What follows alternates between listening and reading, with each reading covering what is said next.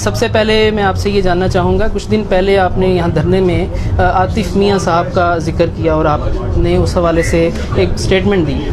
اس statement کے بعد مذہبی حلقوں میں پاکستان میں اور پاکستان سے باہر کچھ بہت سارے تحفظات کا اظہار کیا گیا، شاید وہ آپ تک پہنچے نہیں۔ ہم وہ تحفظات آپ تک پہنچانا چاہتے ہیں کہ عاطف میاں کے حوالے سے یہ بات سب کو معلوم ہے، بڑے ویل نون قسم کے قادیانی ہیں جو ختم نبوت پہ یقین نہیں رکھتے،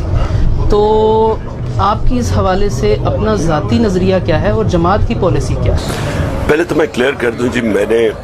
پروفیسر عاطف میاں کا نام اس لیے لیا تھا کیونکہ میں پڑھ رہا تھا، میں تو میگزین میں پڑھا کہ دنیا کے ٹاپ 25 اکانومسٹ میں وہ ایک ہے۔ مجھے تو یہ نہیں پتا تھا کہ ان کی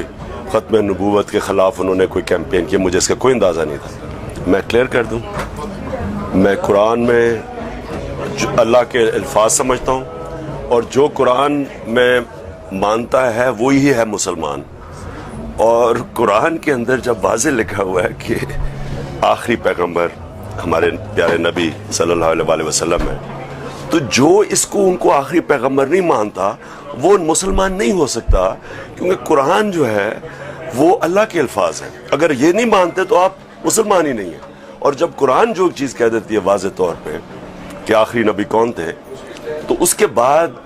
بات ختم ہو جاتی ہے کہ اگر آپ یہ کہیں کہ جی کوئی اور اس کے بعد نبی ہے اور آپ اپنے آپ کو مسلمان کہیں، آپ مسلمان نہیں ہو سکتے۔ ٹھیک ہے، اور دوسرا یہ بتائیے گا کہ پاکستان میں 1974 کے آئین کے تحت قادیانیوں کو غیر مسلم اقلیت ڈکلیئر کیا گیا۔ آپ کی جماعت اگر اقتدار میں آتی ہے تو کیا اس شک کو ایسے ہی رہنے دیا جائے گا یا اس کو تبدیل کرنے کا کوئی ارادہ ہے؟ یہ سوال اس وجہ سے پیدا ہوتا ہے کہ مختلف اوقات میں سوشل میڈیا پر آپ کے حوالے سے ایسے کلپ چلائے گئے ہیں،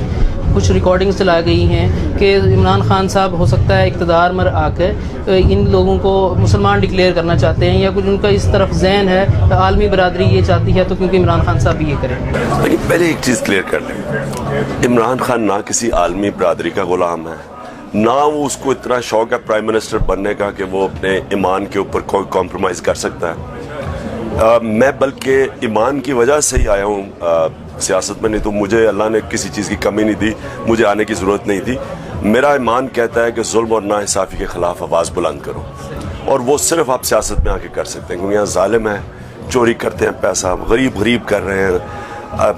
لوگوں کو انسانوں کی طرح رکھا نہیں جاتا، جانوروں کی طرح رکھا جاتا ہے۔ اور جو ہمارے تصور میں کہ نبی صلی اللہ علیہ وسلم کے اس دنیا کے جانے کے بعد جس طرح کا وہ جو مدینہ کی ریاست بنائی گئی تھی، سارے مسلمان اس کو سمجھتے ہیں کہ وہ ایک صحیح اسلامی ریاست تھی، اور ہم اس کے اوپر پاکستان کو ماڈل کرنا چاہتے ہیں۔ اب یہ کہنا کہ ہم آ کے تو یہ چینج کر دیں گے، کوئی قانون چینج کر دیں گے، بالکل غلط بات ہے یہ۔ ہاں، ہم یہ چاہتے ہیں کہ سارے انسان، رب العالمین سب انسانوں کا خدا ہے، قانون کے سامنے سب ایک برابر ہو، اور یہ مدینہ کی ریاست میں تھا کہ سب کے حقوق تھے، عیسائیوں کے حقوق تھے، یہودیوں کے حقوق تھے، سب کے، تو